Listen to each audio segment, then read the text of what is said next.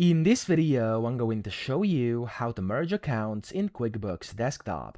Now, the first thing you want to do, you want to go to List, top left, and you want to click on Chart of Accounts.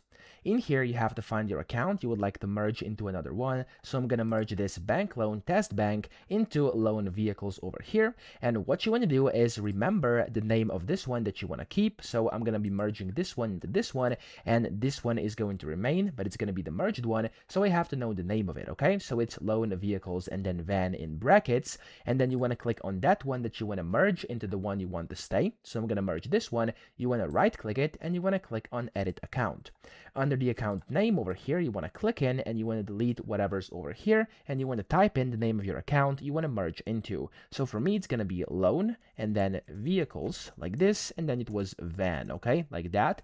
Make sure it's the exact same thing, and then from here, just click on save and close. And when you do so, it's going to say the account name is being used. Would you like to merge the account with the existing one? Okay, so there's also a note. If you agree to this, click on the yes button, and there we go. It's going to merge the accounts. I hope this video helped you out. If it did, please subscribe to the channel and help me out as well.